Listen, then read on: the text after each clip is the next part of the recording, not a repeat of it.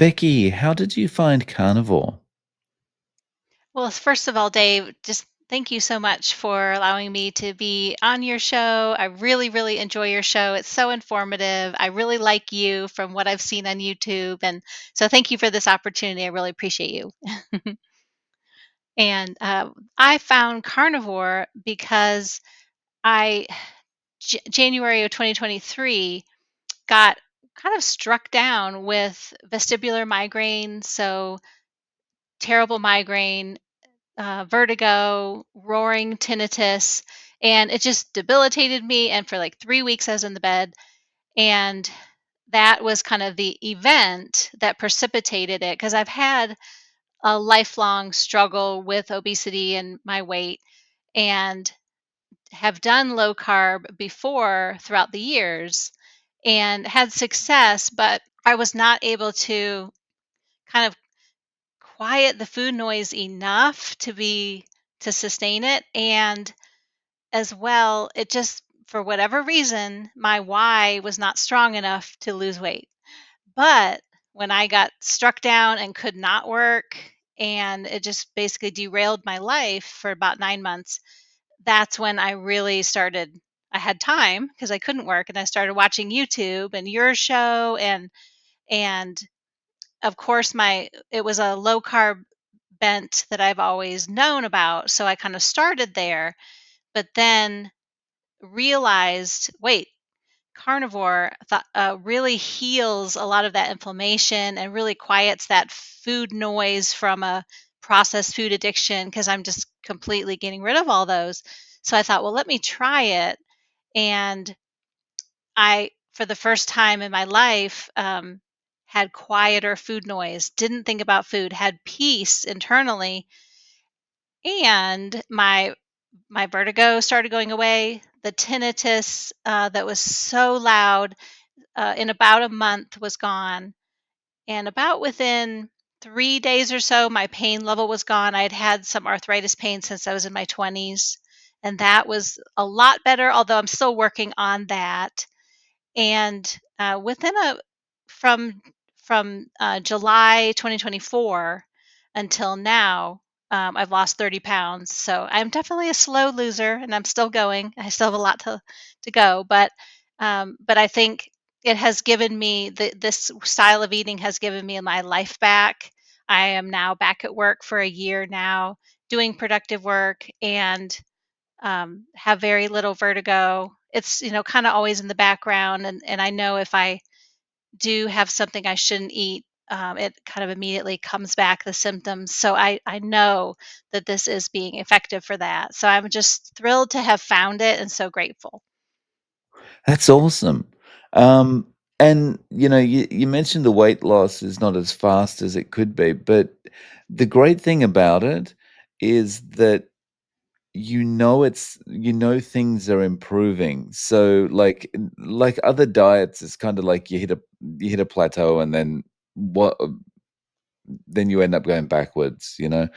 It's like this is something, there's always something to look forward to. It's going to get better. It's I agree. I feel like because I feel so much better, the weight loss is for me just a byproduct. And I'm grateful to be having my life back and feeling better. And so, like you said, I can always look forward to the weight still coming off because it just inevitably will as my body heals.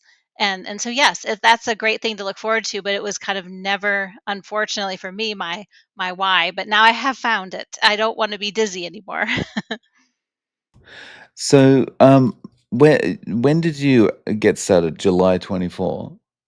I did, yes. So I got the vestibular migraine in January 2023, and that's when I started researching and was dabbling. But I think in earnest, I realized I'm all in, and so July 2024 was when I officially started. Wow. And what has the reaction been to from people around you? Are they kind of shocked that you're not eating, I don't know, the ice creams or the fruits and veggies and Right. I feel so much better, and I do just simply say I'm low carb. And I know I do have meals with people, and I do still have some non-starchy veggies, and we can get into that if you want a little bit. And but I think I just have realized they appreciate the fact that I feel better, and it's not something that they as care about maybe as much as I have always thought. And so I just kind of eat what I eat and kind of push the rest aside, or just don't take it, or whatever, order differently. And I've noticed people don't care. They don't comment. It's not a big deal. If they do comment, it's out of love. And I just say, yep, I'm low carb. I feel so much better. It's helped my migraines. It's helped my vertigo. And they know that I was so sick with that, that they're just happy for me at that point. Yeah, it's hard to argue with feeling better, right? It's, 'cause ultimately people know that the processed food and things like the bread and all that is not good for you. They're just, it's normal to see everyone eating it, right? It's It is normal, and it's just something they've always known and maybe have never thought about, or are, have some kind of a allergy or food addiction to it, not just diagnosing anyone, but just maybe are either unaware or just addicted to it themselves. Yeah. yeah. So what is your eating plan like now? Yes. So I do consider myself low carb, and I do consider myself a ketovore. So what that means to me is about 10% of my diet is carbs. And so typically on a day, I'll start with some heavy whipping cream in my coffee, just maybe a tablespoon or 3 if it's the weekend. And then that I'm not hungry then till 10 or 11 in the morning, and then I'll have maybe 3 eggs that I typically just fry in bacon grease that's left over from cooking my bacon several days prior. And then maybe about 3 or 4 I'll be hungry again, and that'll be my lunch. And then I'll have a couple burgers, steak burgers, or maybe some ground beef or something like that with some cheese, maybe. And I do want to preface that I'm still learning, and so my diet isn't perfect. Probably never will be, since I'm not perfect. So I'm always kind of open to learning and tweaking as I go, and how I feel and what I learn. So this is just kind of now for me. And then when I do get home at night and eat with my husband, we typically, make some kind of steak or meat or pork loin or something.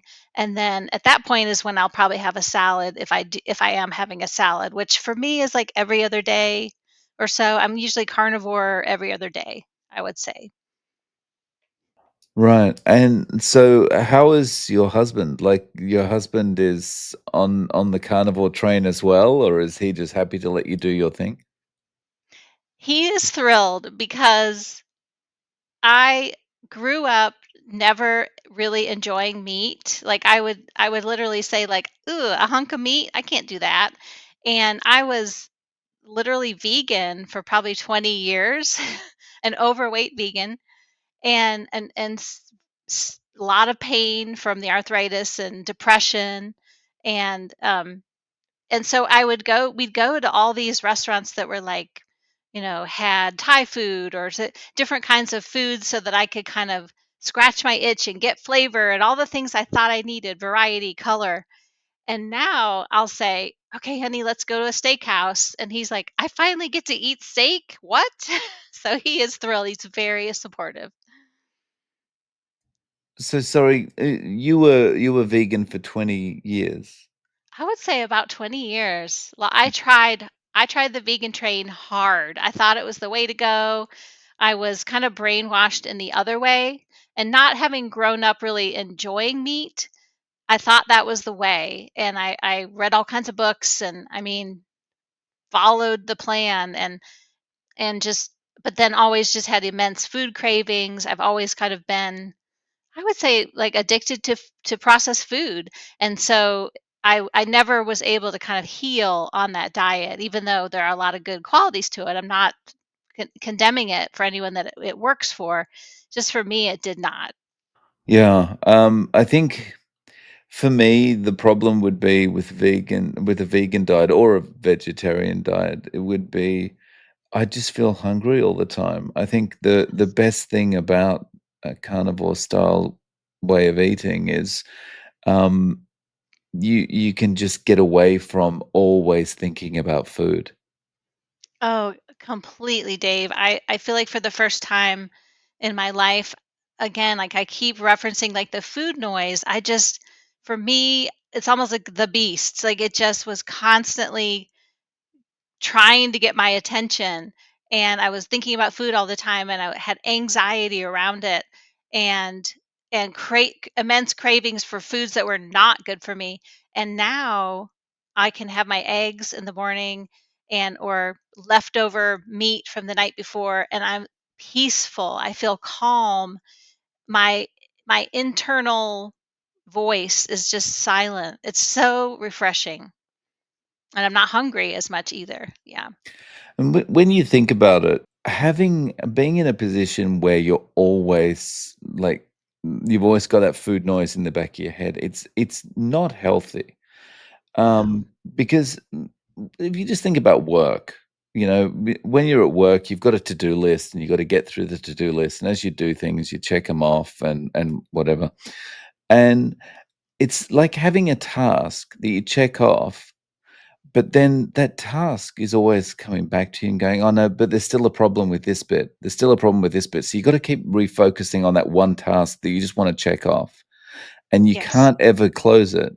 And so it's this open loop that's constantly coming back, and it actually ends up driving you a little bit mad because it's like, Yes. "Why can't I just get this finished?" There's always problems coming up. And it's kinda like having that food noise there. It's like you can never close it off, so it's kind of slowly driving you a little bit mad, right? I completely agree. And I think for me, it just got to such a point where I realized that I was hiding from social engagements, from friends, from relationships and connections because I just wanted to kind of stay home and eat what I wanted and quiet that noise and that beast. And now I it's silent, and I have more energy and less pain and less depression too. And so I want to go do things, and I crave connection with human beings rather than food. And it's turned it around for me, thank goodness. Yeah, one of the things that surprised me most was when I actually got into carnivore properly, and I was now at the point where I could go out and socialize, and it was going out and socializing and be able to sit with people while they were drinking or while they were eating something that, might be dessert or whatever, and I could just sit there and enjoy their company and not actually think about, "Oh, I really wanna have that thing that they're eating," or, "I really wanna have a drink," or something, you know? And it was kind of such an empowering thing. Empowering is the word, Dave. It really is. I think when I'm at work and our colleagues are wonderful, and we love to be together, and that we'll have potlucks and different luncheons and things. And I am so, and I say it out loud to them, I'm so grateful that we're spending this time together. And I don't need to eat what they're eating. And in fact, for me, it's become so much like before I would kind of guilt myself and say, don't eat that or I'll gain weight. Now it's, oh, I don't even need that. And if I eat it, I'll be in pain tomorrow or I'll get dizzy tomorrow. And so, no, thank you. I love being with them. And that it's just turned that around so that I can, I think, have a healthier relationship with myself and with food and then with others. It's really been so pivotal for me. So when you got started, how soon was it before you realized, "Okay, there's something to this, I need to keep going?" Right. So my history has been at all the weight loss diets I've done, the most successful I've been, it was, believe it or not, it was a low carb protein shake and then like a low fat meat and vegetable dinner. And I did that for months, and one time lost 50 pounds in 6 months just because I white knuckled through it, and I was always so starved. And now, so I kind of knew what it felt like. And when I really was able to try carnivore and ketovore and keep my total carbs low enough that it quieted that voice and whatnot, it was about 3 days, and my pain just was a lot better. I could start walking around the neighborhood again. And so it was very quick once I was able to get the sugar and carbs low enough, which is what carnivore really is. And that's freeing too. It doesn't have to be complicated. It can be simple. Right. And like you had quite a few issues you were dealing with, like the migraines, the vertigo, the tinnitus, and the joint pain. What's the thing that you think has improved your quality of life the most? Like the thing that went away that's improved your quality of life most? Definitely for me the pain, and I did I really in earnest adopted carnivore and ketovore so that because I knew it was putting my vestibular migraine, my dizziness, and my tinnitus in remission. And that I think is a long term most important because I got my life back. I was able to walk through a parking lot and not feel like I was going to fall into the traffic and feel sick all the time. And I went back to work, and I now have a productive work life. So for me, that is probably the overarching most important, but the day to day is the lack of joint pain. And I remember Dr. Ken Berry saying that the ketones kind of help or almost act as a pain reliever. And for me, that is so true that when I'm in true ketosis, I think day to day, the pain level being less and being able to move better and walk around my neighborhood, and that is probably the most impactful actually day to day. Yeah, it feels like it's almost oiling your joints, right? Yeah, very well said. Yes. So, you told me before that there's another member of your family doing carnivore. Is that right? Yes. So my mom, and in fact, she was the one that told me about your show originally months ago now, and she loves you. And so I actually am going to surprise her with this interview that you and I are doing, and show her because she's going to be thrilled. But she's a young mom, and but she's 74 and a heart patient and a cancer survivor. And for her, she she's completely strictly carnivore. She's always been, I think, a little bit more adept than me at being very strict in her diet. And but for her it truly is because she feels drastically better. Of course, her heart surgeon is telling her to eat the low fat Heart Association diet. And so she'll talk to me and say, I feel so guilty, but I'm not being completely honest with them when I do go in for appointments, but I feel so much better. She didn't have a whole lot of weight to lose, but she lost some weight and is still losing. I keep telling her, make sure you have 3 or 4 eggs, not just one, mom, in the morning. But she I think the most dramatic change for her is, besides the fact that we do feel like she's going to be more heart protective now and more cancer protective now, and her inflammation is down, is she from a child had, and this is very personal information, but she won't mind me sharing because I want your viewers to be helped by this too, is she had chronic constipation and diarrhea. And it got so bad later in her life that she had to stay at home a lot of days and was just sick from it. And she said now that she's been carnivore for several months, she is completely cured of that. She has completely routine maintenance, and she's free to go to lunch with friends and walk around and go places and not feel like she's straddled to what she was before. So that is, I think, for her the biggest improvement, that she feels so passionate about. Yeah, because it's such a horrible feeling to be tied to a particular location or not be able to just be free, right?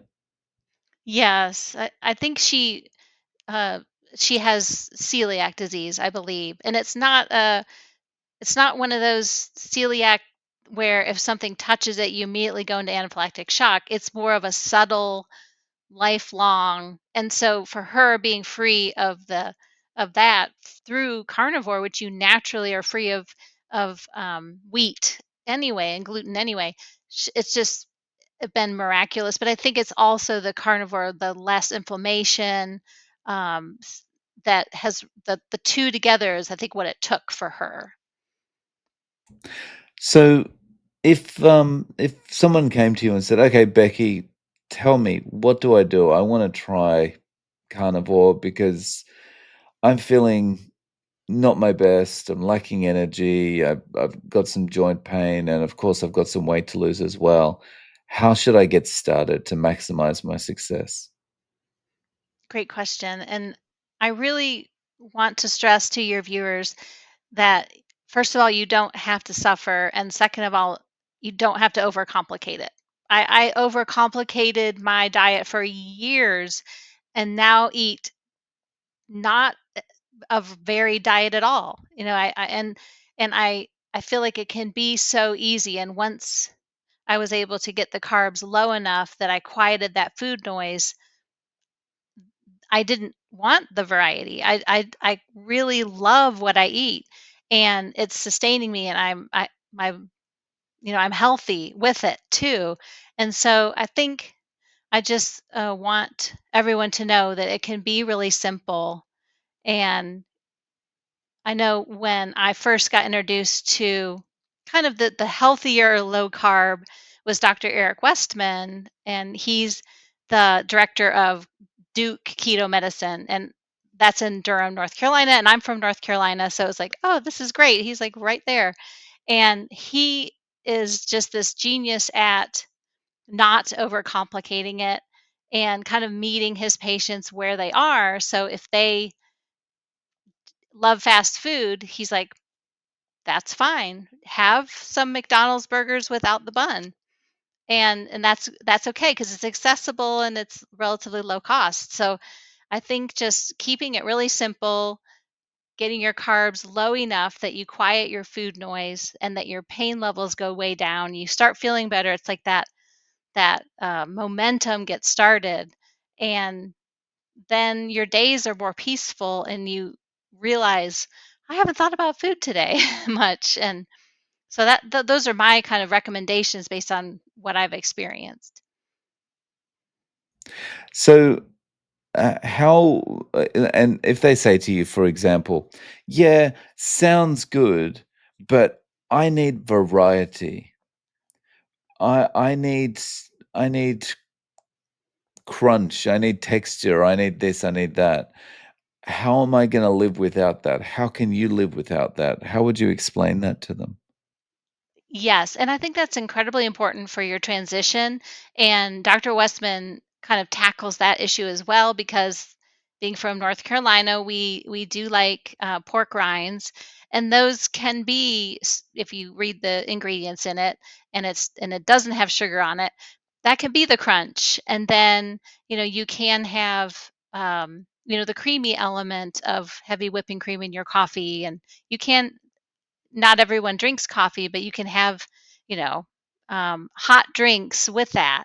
And there's different ways to do that. And that's, I think, in your transition. And then, kind of what I alluded to before is when you've been doing it a while and you've truly gotten your total carbs down low enough, like the carnivore diet naturally does for us. First of all, you don't need it.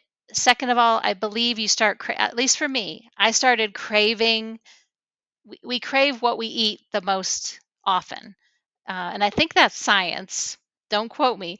But so I did. I started craving the steak, the leftover, like steak and butter gal does. She eats like cold leftover ground beef with the crunchy fat, and again, that's that crunch element, and things like that. You start craving that, and that's maybe all you'll have for the whole meal, and you're completely satisfied and nicely full, and the food noise is quiet, and you just no longer need variety. And it's the craziest thing. I did not expect that to happen to me because I was the had to go to the Thai place and get the umami and the sweet and the salty and the and I just, if I truly keep my carbs low enough, I just don't need it and don't want it.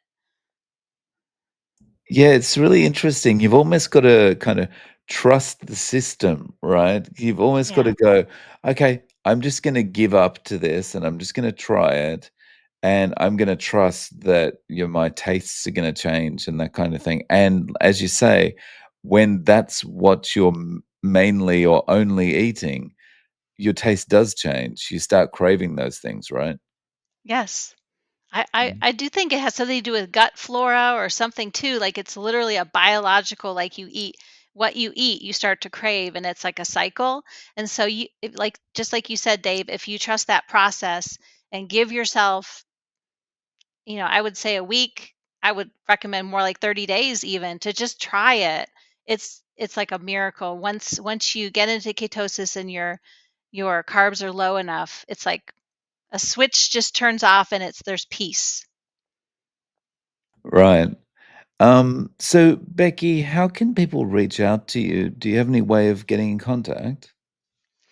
Thank you. Yeah, so I do have um, a YouTube channel that it's incredibly fledgling. So, but it's called Low Carb Becky, and then I do have a Substack newsletter, lowcarbbecky.substack.com.